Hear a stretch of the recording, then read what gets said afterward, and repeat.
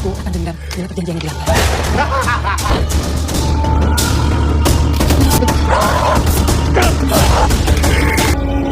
Asya. ഇന്ന് നമ്മൾ കാണാൻ പോകുന്നത് 2023 റിലീസ് ചെയ്ത ഒരു ഇന്തോനേഷ്യൻ സൂപ്പർ നാച്ചുറൽ ഹൊറർ മൂവിയാണ്. ചിത്രത്തിന്റെ പേര് കഞ്ചിമാൻ. നല്ല ജലദോഷമാണ്. ശബ്ദത്തിന് എന്തെങ്കിലും പ്രശ്നം ഉണ്ടെങ്കിൽ നിങ്ങൾ ക്ഷമിക്കുമെന്ന് ഞാൻ വിശ്വസിക്കുന്നു. എന്നാ പിന്നെ തുടങ്ങിയാലോ?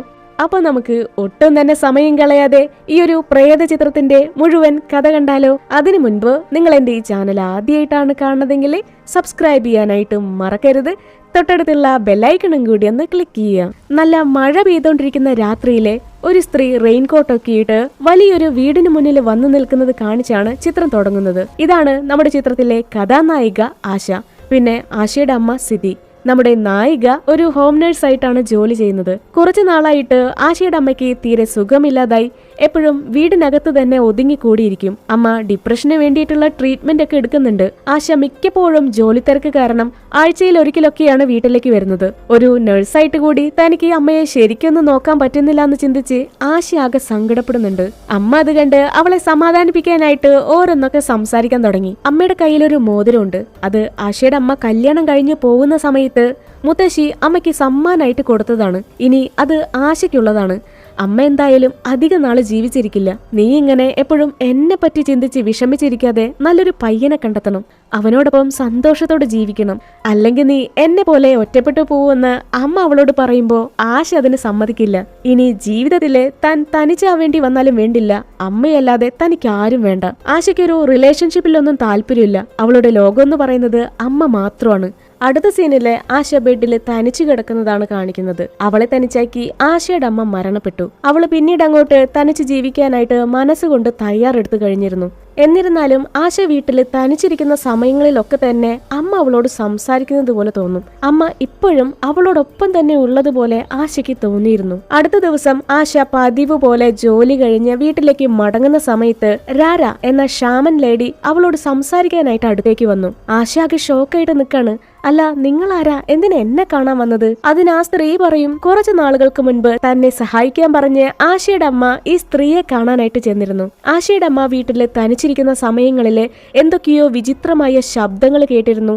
പ്രേത രൂപങ്ങളെയൊക്കെ സ്വപ്നം കണ്ടിരുന്നു. അമ്മയെക്കുറിച്ച് കേട്ടതും അവൾ ആകെ ഇമോഷണലായി. എനിക്കൊന്നും സംസാരിക്കാനില്ല, എന്റെ അമ്മ മരിച്ചെന്ന് പറഞ്ഞ് അവൾ ആ സ്ത്രീ പറയുന്നതൊന്നും തന്നെ കേൾക്കാൻ തയ്യാറായില്ല.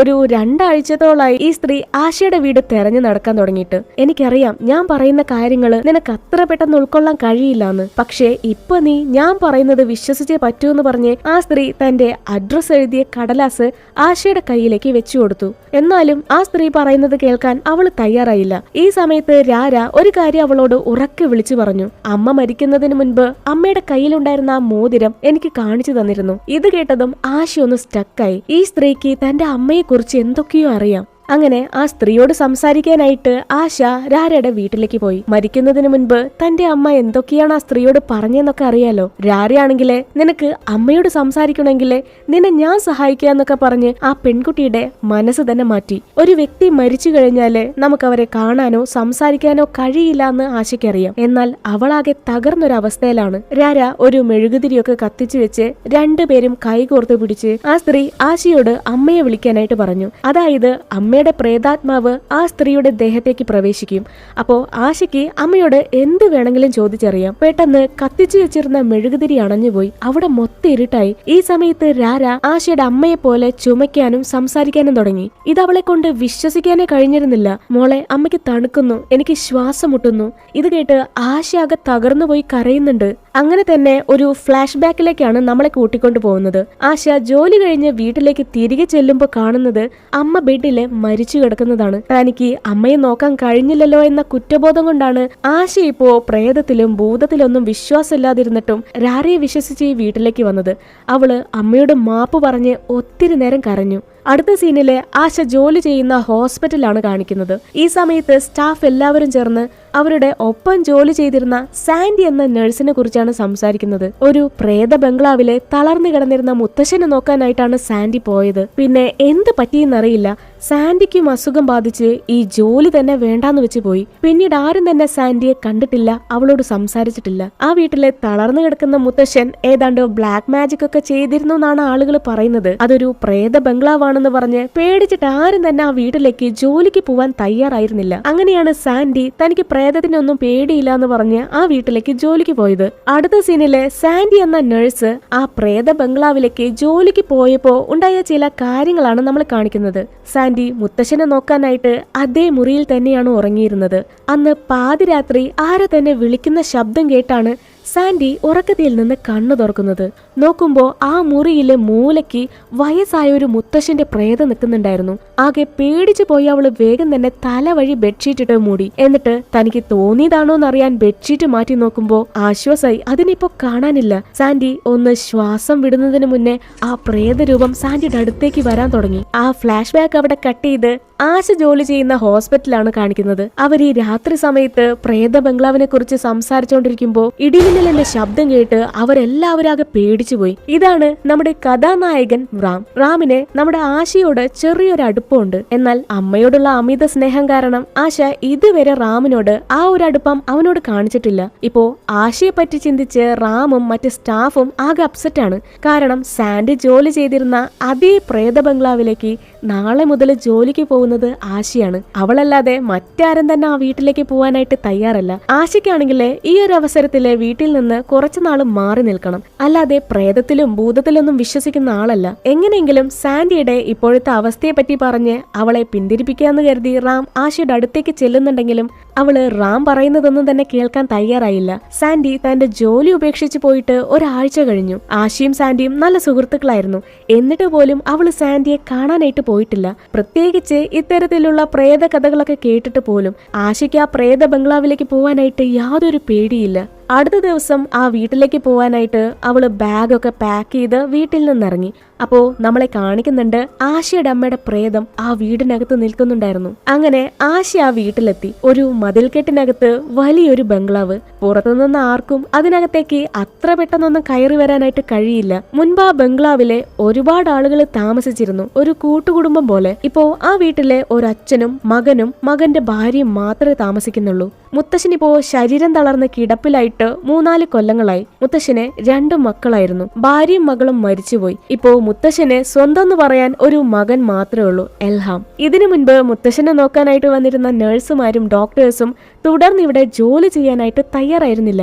മിക്കവർക്കും അസുഖം ബാധിച്ചു, പലരും മരണപ്പെട്ടു. എല്ലാവർക്കും ഇങ്ങോട്ട് ജോലിക്ക് വരാൻ തന്നെ പേടിയാണ്. അതുമാത്രമല്ല മുത്തശ്ശനാണെങ്കിൽ ഭയങ്കര വാശിക്കാരനാണ്. ഹോസ്പിറ്റലിലേക്ക് പോവാനോ ട്രീറ്റ്മെന്റ് എടുക്കാനോ പുള്ളിക്കാരൻ തയ്യാറല്ല. അതുകൊണ്ടാണ് മുത്തശ്ശനെ നോക്കാനായിട്ട് ഒരു ഹോം നഴ്സിനെ വെക്കേണ്ടി വന്നത്.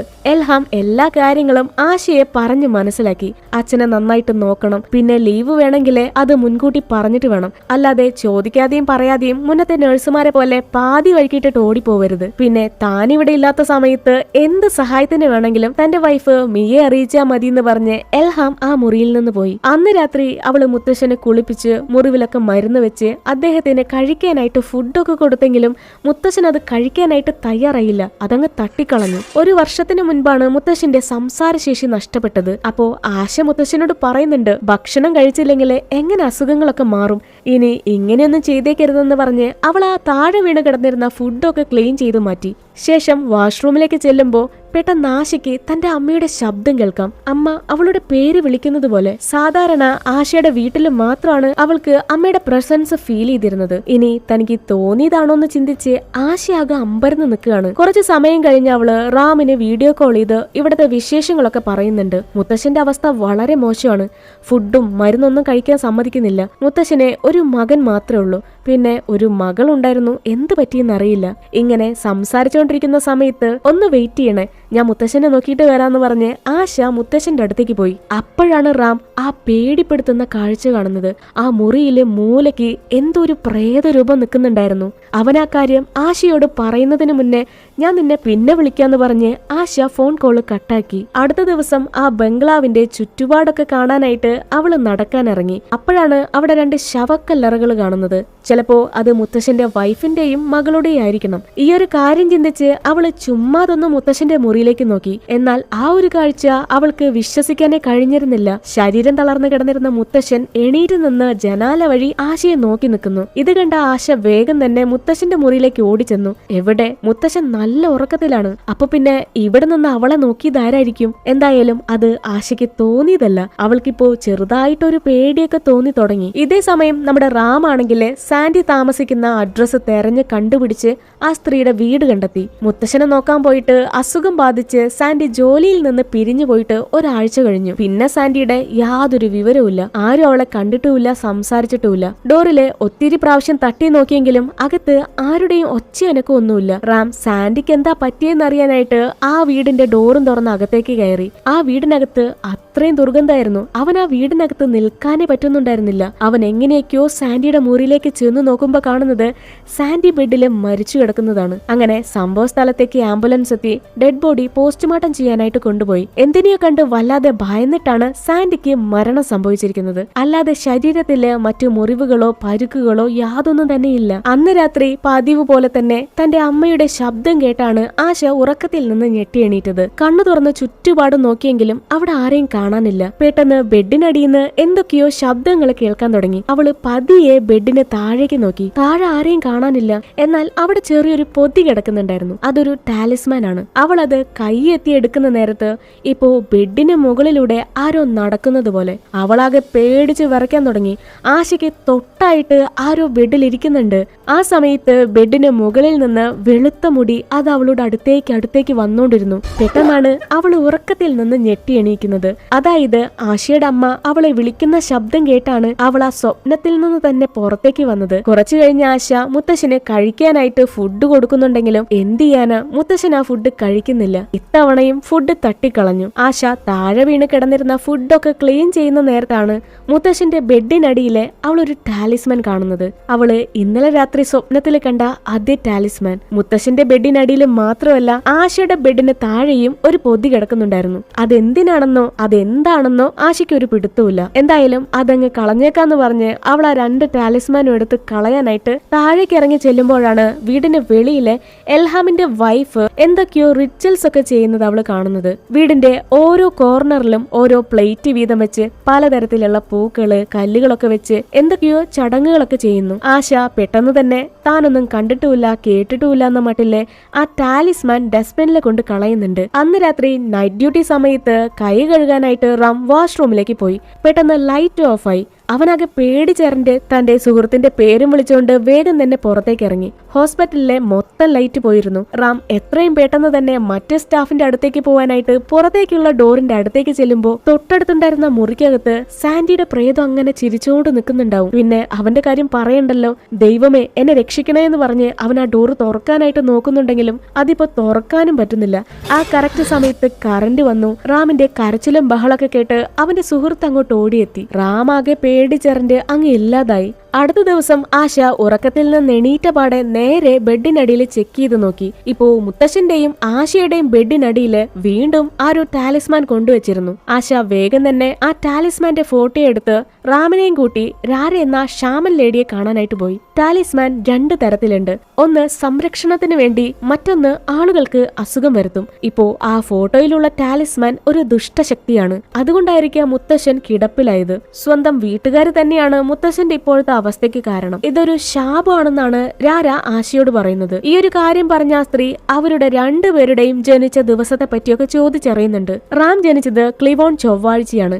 അന്നേ ദിവസം ജനിച്ചവരുടെ ആത്മാവ് വളരെ പ്യൂർ ആയിരിക്കും. ഒരു ദുഷ്ടശക്തിക്കും ബ്ലാക്ക് മാജിക്കിനോ അവരെ തൊടാൻ കഴിയില്ല എന്നാണ് ആ സ്ത്രീ പറയുന്നത്. റാം ഇങ്ങനെയുള്ള കാര്യങ്ങളൊന്നും തന്നെ വിശ്വസിക്കുന്ന ആളല്ല. അവൻ ഈ സ്ഥലത്തേക്ക് വരാനായിട്ട് തന്നെ തീരെ താല്പര്യമില്ല. ഇപ്പോ ആ ബംഗ്ലാവിൽ നിന്ന് കണ്ടെടുത്ത ടാലിസ്മാൻ അത് അവിടെ തന്നെ ഇരുന്നു കഴിഞ്ഞാൽ അത് ആശയ്ക്കും ദോഷമാണ്. അതുകൊണ്ട് ഇന്ന് തന്നെ അതെടുത്ത് കത്തിച്ച് കളഞ്ഞേക്കാൻ പറഞ്ഞ് മന്ത്രങ്ങൾ എഴുതിയ കടലാസ് ആ സ്ത്രീ ആശയ്ക്ക് കൊടുത്തു. ആ ടാലിസ്മാൻ കത്തിക്കുമ്പോ ഈ കടലാസിലെ മന്ത്രങ്ങൾ പറഞ്ഞിട്ട് വേണം കത്തിക്കാൻ. ശേഷം അവർ ആ സ്ത്രീയോട് യാത്ര പറഞ്ഞ ആ വീട്ടിൽ നിന്നിറങ്ങി. അപ്പോ റാം അവളോട് ചോദിക്കുന്നുണ്ട്, നീ എന്താ സാൻഡിയുടെ കാര്യം ആ സ്ത്രീയോട് പറയാതിരുന്നേ? ആ വീട്ടിലേക്ക് പോയതിനു ശേഷമല്ലേ സാൻഡി മരണപ്പെട്ടത്? ഇതിനു മുൻപ് ആശാ സ്ത്രീയെ കണ്ടപ്പോ സാൻഡിയുടെ കാര്യം പറഞ്ഞിരുന്നു.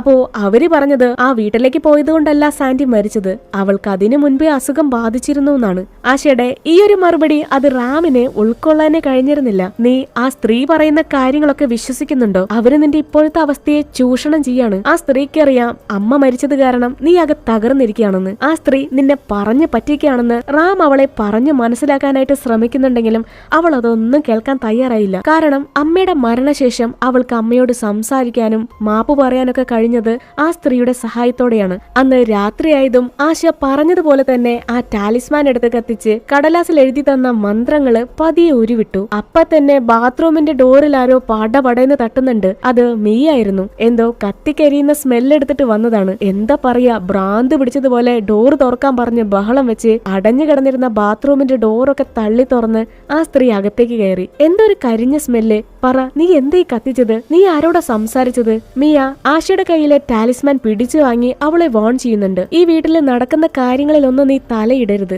അച്ഛനെ മാത്രം നോക്കിയാ മതി. അപ്പോ പേടിച്ചരന്റെ ആശ പറയും, ഞാനത് കത്തിച്ചത് പേടിപ്പെടുത്തുന്ന സ്വപ്നങ്ങളും പ്രേതരൂപങ്ങളെയൊക്കെ കണ്ടിട്ടാണ്. ഇത് കേട്ട് മിയയ്ക്ക് വല്ലാതെ ദേഷ്യം വന്നു. നിനക്ക് ഈ വീടിനെ കുറിച്ചോ ഈ വീട്ടിൽ നടന്നിട്ടുള്ള കാര്യങ്ങളോ ഒന്നും അറിയില്ല. അച്ഛന്റെ കാര്യങ്ങൾ മാത്രം നോക്കിയാ മതി, വേറെ ഒരു കാര്യങ്ങളിലും തലയിടരുത്, കേട്ടല്ലോ? അന്ന് രാത്രി പതിവ് പോലെ തന്നെ അമ്മയുടെ ശബ്ദം കേട്ടാണ് ആശ ഉറക്കത്തിൽ നിന്ന് എണീറ്റത്. എന്നാൽ ഇത്തവണ അതൊരു സ്വപ്നമായിരുന്നില്ല. അവൾക്കിപ്പോ തന്റെ അമ്മയെ കാണാം. അവൾക്കൊട്ടും പേടി തോന്നിയില്ല. പെട്ടെന്ന് തന്നെ അമ്മയുടെ പ്രേതം അവിടെ ഉണ്ടായിരുന്ന അലമാരയ്ക്ക് പിന്നിലേക്ക് മറഞ്ഞുപോയി. അവള് വേഗം തന്നെ അമ്മ എന്നോട് സംസാരിക്കുന്നൊക്കെ പറഞ്ഞ് ബെഡിന്ന് എണീറ്റ് പ്രേതത്തിന്റെ പിന്നാലെ ചെന്നു. പെട്ടെന്ന് അവൾക്ക് എന്ത് തോന്നിയെന്നറിയില്ല. അവൾ ആ മുറിയിലുണ്ടായിരുന്ന അലമാരി അങ്ങ് തള്ളി മാറ്റി. എന്തിന്? അമ്മയുടെ പ്രേതത്തെ കാണാൻ. സത്യം പറഞ്ഞാൽ ആ ഒരു കാഴ്ച കണ്ട് അവളാകെ ഷോക്കായി. ആ മുറിയിലെ മറ്റൊരു രഹസ്യ അറയുണ്ടായിരുന്നു. അത് ആ അലമാര വെച്ച് മറച്ചു വെച്ചിരിക്കുകയായിരുന്നു, ആരും കാണാതിരിക്കാൻ. മുകളിലേക്കുള്ള പടികളൊക്കെ കയറി ആശ തന്റെ അമ്മയെ തെരഞ്ഞ് ആറ്റിക്കിലെത്തി. നോക്കുമ്പോ ആ മുറി നിറയെ രക്തക്കറിയും ദുർമന്ത്രവാദങ്ങളൊക്കെ ചെയ്തതിന്റെ പല സാധനങ്ങളും ആ മുറിക്കകത്ത് നിൽക്കാൻ പറ്റാത്ത അത്രയ്ക്കും ദുർഗന്ധമായിരുന്നു. അതൊക്കെ തന്നെ ആശ തന്റെ ഫോണിൽ ഫോട്ടോ എടുക്കുന്നുണ്ട്. ഇതേ സമയം തന്നെ നമ്മുടെ റാം ഉറക്കത്തിൽ നിന്ന് കണ്ണു തുറന്നു നോക്കുമ്പോ അവന്റെ ബെഡില് സാൻഡിയുടെ പ്രേതം അങ്ങനെ ഇരിക്കുന്നുണ്ട്. അവനാകെ അലറിക്കറിഞ്ഞ് തല വഴി ബെഡ്ഷീറ്റിട്ട് മൂടി. പിന്നെ നോക്കുമ്പോ പ്രേതത്തെ കാണാനില്ല. എന്റെ അമ്മേ, ഇതൊരു സ്വപ്നായിരുന്നു എന്ന് പറഞ്ഞ് അവനൊന്ന് ശ്വാസം എടുക്കുന്ന നേരത്താണ് റാമിന്റെ ബെഡിലേക്ക് ഒരു പൊതി വന്ന് വീഴുന്നത്. അതൊരു ടാലിസ്മാൻ ആണ്. അല്ലെങ്കിൽ തന്നെ പ്രേതത്തെ കണ്ട് പേടിച്ചിരിക്കുക. ഇതിപ്പോ എവിടുന്ന് വന്ന് വീണെന്നറിയാതെ റാം അതെടുത്ത് വീടിന് വെളിയിലേക്ക് എറിഞ്ഞു. പിറ്റേ ദിവസം മിയ കിച്ചണിലേക്ക് വരുമ്പോ വീടിനകത്ത് എന്തോ ഭയങ്കര ദുർഗന്ധം. അവള് നേരെ മുകളിലേക്ക് ചെന്ന് നോക്കുമ്പോ കാണുന്നത് മുത്തശ്ശന്റെ മുറിയിലുണ്ടായിരുന്ന ആ രഹസ്യ അറയാണ്. പിന്നെ കേൾക്കുന്നത് മിയയുടെ അലറി വിളിച്ചുള്ള കരച്ചിലാണ്. എൽഹാം ആണെങ്കില് ഇതെന്താ പറ്റിയെന്നറിയാതെ ഓടിപ്പടഞ്ഞ് മുകളിലെത്തി. മിയ ആകെപ്പാടെ ഷോക്കായിട്ട് നിൽക്കാണ്. ഇത്ര വർഷം ഈ വീട്ടില് താമസിച്ചിട്ടും ഇങ്ങനൊരു മുറിയെ പറ്റി അവൾക്കറിയില്ലായിരുന്നു. ഈ ഒരു കാര്യം പറഞ്ഞ മിയ എൽഹാമിനെ ഒത്തിരി വഴക്ക് പറയുന്നുണ്ട്. എന്നാൽ ഇക്കാര്യം എൽഹാമിനും അറിയായിരുന്നു. മിയ ഉടനെ തന്നെ ടാർട്ടോ എന്ന ഷാമനെ ഫോൺ ചെയ്ത് കാര്യങ്ങളൊക്കെ പറഞ്ഞു. ടാർട്ടോ, നിങ്ങൾ എത്രയും പെട്ടെന്ന് വീട്ടിലേക്ക് വരണം. ഇതേ സമയം തന്നെ റാം ആണെങ്കിലേ രാരയെ കാണാനായിട്ട് ആ സ്ത്രീയുടെ വീട്ടിലേക്ക് പോയി. റാമിനെ കണ്ട സന്തോഷത്തിൽ ആ സ്ത്രീ പറയുന്നുണ്ട്, എനിക്ക് അപ്പോഴേ തോന്നിയതാ നീ ഇന്ന് എന്നെ കാണാൻ വരുമെന്ന്. ഇന്നലെ രാത്രി തന്നെ ആശ ആ രഹസ്യ അറിയുടെ ഫോട്ടോസൊക്കെ അവന് സെൻഡ് ചെയ്ത് കൊടുത്തിരുന്നു. അതിനെപ്പറ്റി തിരക്കാനാണ് റാം ഇപ്പോ ഈ സ്ത്രീയെ കാണാനായിട്ട് വന്നത്. അങ്ങനെ ആ സ്ത്രീ ഫോട്ടോസ് ഒക്കെ ചെക്ക് ചെയ്ത് നോക്കി. ആ വീടിനകത്ത് എന്തോ ഒരു ദുഷ്ടശക്തി മറഞ്ഞിരിക്കുന്നുണ്ട്.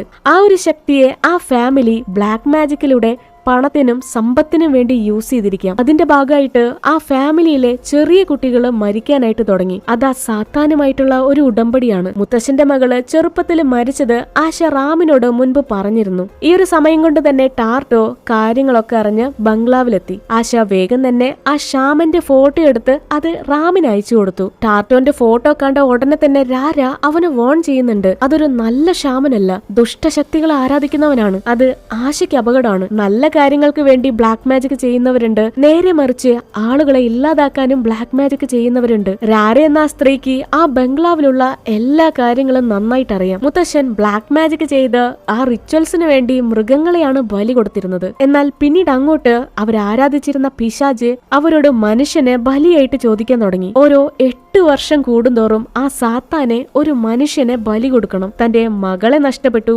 അടുത്തത് തന്റെ മകനെ കൂടി നഷ്ടപ്പെടുമെന്ന് മനസ്സിലാക്കിയ മുത്തശ്ശൻ ആ സാത്താനെ ആരാധിച്ചിരുന്ന മുറി അതങ്ങ് അടച്ചുപൂട്ടി. മുത്തശ്ശൻ ആ ഡോറ് എന്നാണോ സീൽ ചെയ്തത് അന്നു മുതല് ആ കുടുംബത്തെ മാറാ രോഗങ്ങൾ പിടികൂടി എല്ലാവരും മരിക്കാൻ തുടങ്ങി. എൽഹാമിന്റെ അമ്മ ആത്മഹത്യ ചെയ്തു, അനീത്തി മരണപ്പെട്ടു. എന്നാൽ ഡോക്ടേഴ്സിന് അതെന്ത് രോഗാണെന്നോ അനീത്തിയെ ട്രീറ്റ് ചെയ്ത് രക്ഷപ്പെടുത്താനോ കഴിഞ്ഞില്ല. ആ കുടുംബത്തിലെ എല്ലാവരും മരിച്ചതിന് ശേഷം മാത്രമേ മുത്തശ്ശനെ ആ പിശാച് കൊല്ലുള്ളൂ. കാരണം തന്റെ ഫാമിലി മൊത്തം മരിച്ചു വീഴുന്നത് കണ്ട് മുത്തശ്ശന്റെ മനസ്സ് തകരണം. രാര ഈ കാര്യങ്ങളൊക്കെ റാമിനോട് പറയുന്ന സമയത്ത് ആശ അവനെ വീഡിയോ കോൾ ചെയ്യുന്നുണ്ട്. ആ വീട്ടിൽ നടക്കുന്ന കാര്യങ്ങളൊക്കെ അവർക്ക് കാണിച്ചു കൊടുക്കാൻ. പെട്ടെന്ന് എന്ത് പറ്റിയെന്നറിയില്ല, ആശയുടെ കയ്യിലെ ഫോൺ താഴേക്ക് വീണു.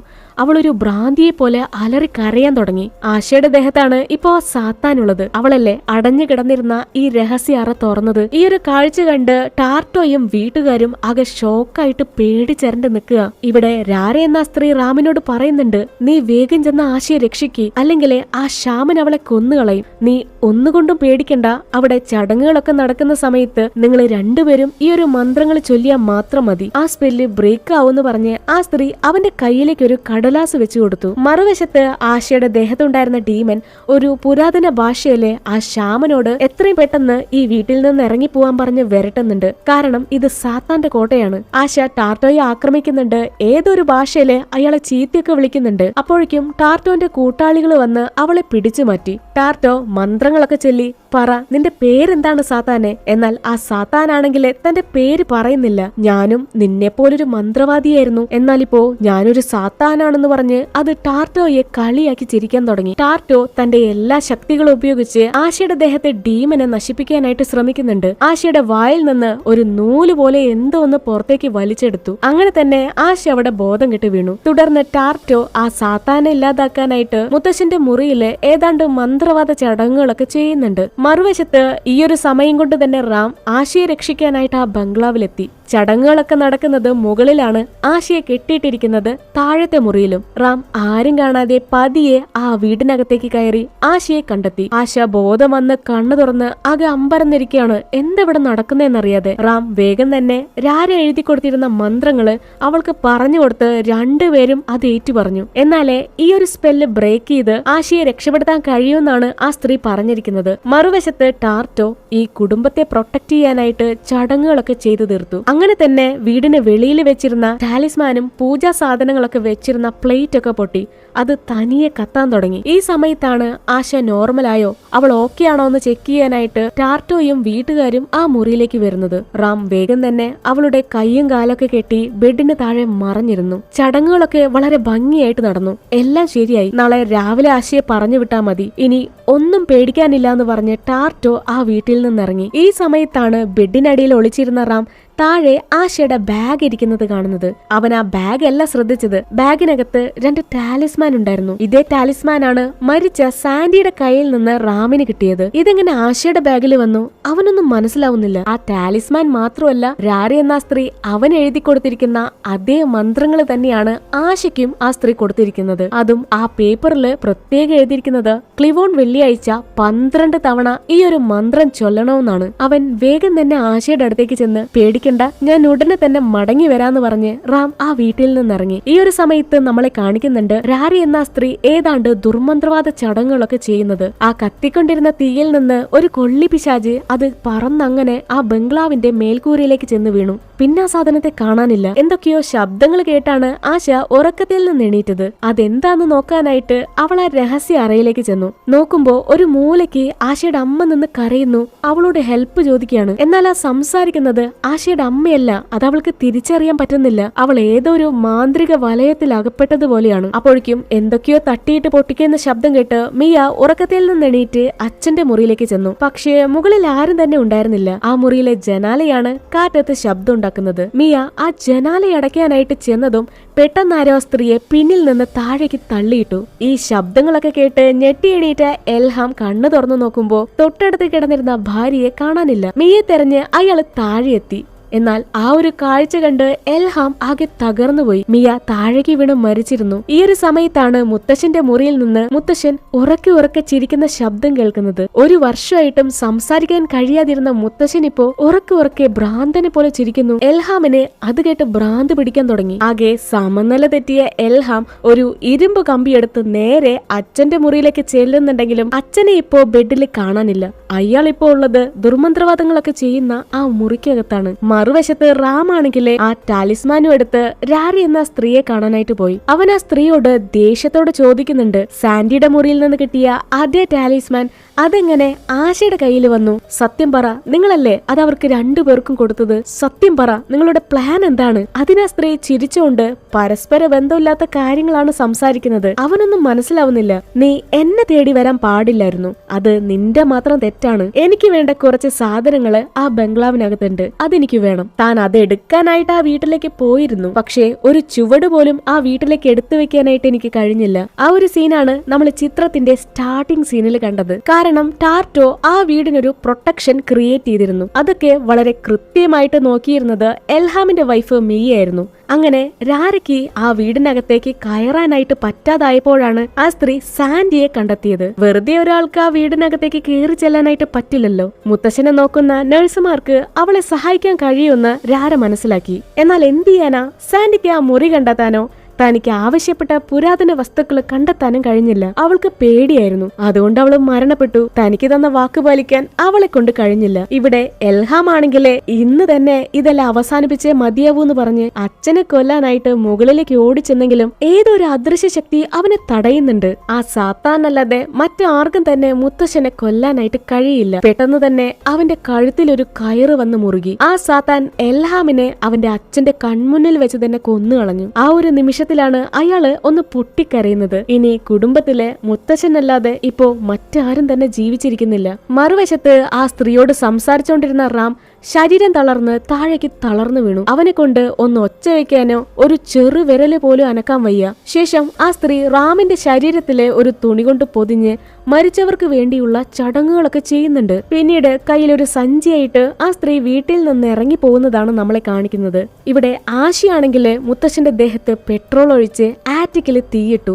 എന്നിട്ട് തനിക്കിത് ചെയ്യേണ്ടി വന്നല്ലോ എന്ന് പറഞ്ഞ് താഴെ തളർന്നിരുന്ന് കരയുന്നുണ്ട്. പെട്ടെന്ന് കത്തിക്കൊണ്ടിരുന്ന തീ അണഞ്ഞുപോയി. ആ കറുത്ത പുക വലിയൊരു സാത്താന്റെ രൂപത്തിലേക്ക് മാറി. ആ ഒരു കാഴ്ച കണ്ട് അവളാകെ പേടിച്ച് തരിച്ചിരിക്കുകയാണ്. അപ്പോഴേക്കും രാര അവരാ ബംഗ്ലാവിലേക്ക് എത്തി.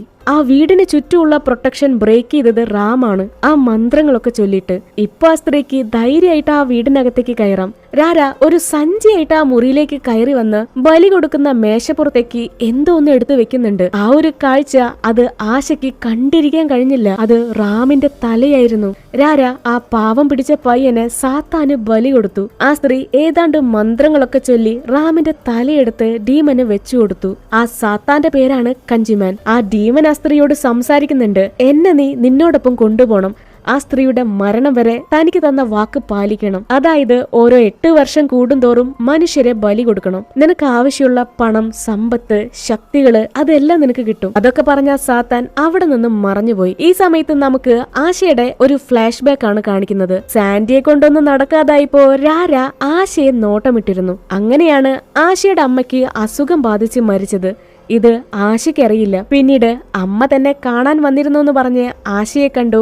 അവളോട് സംസാരിച്ച് ആശയുടെ മനസ്സ് തന്നെ മാറ്റി. ആശ അമ്മയുടെ ആത്മാവിനോട് സംസാരിച്ചതോടുകൂടി അവള് പൂർണ്ണമായും ആ സ്ത്രീയെ വിശ്വസിക്കാൻ തുടങ്ങി. ഒരുപക്ഷെ രാര പറയുന്ന കാര്യങ്ങൾ ചെയ്തു കൊടുക്കുകയാണെങ്കിൽ ആശയ്ക്ക് തന്റെ മരിച്ചുപോയ അമ്മയെ കിട്ടും. അങ്ങനെ പറഞ്ഞ് വിശ്വസിപ്പിച്ചാണ് രാര ഇത്രയും കാര്യങ്ങളൊക്കെ ആശയെ കൊണ്ട് ചെയ്യിച്ചത്.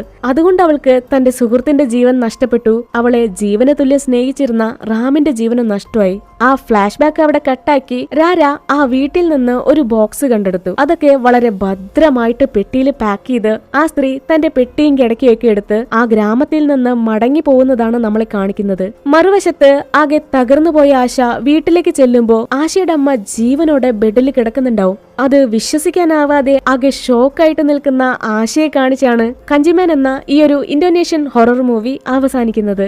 അപ്പോ ഇന്നത്തെ എന്റെ ഈ വീഡിയോ ഇഷ്ടപ്പെട്ടെങ്കിൽ ലൈക്ക് ചെയ്യാനായിട്ട് മറക്കരുത്. സപ്പോർട്ട് ചെയ്യാം. താങ്ക്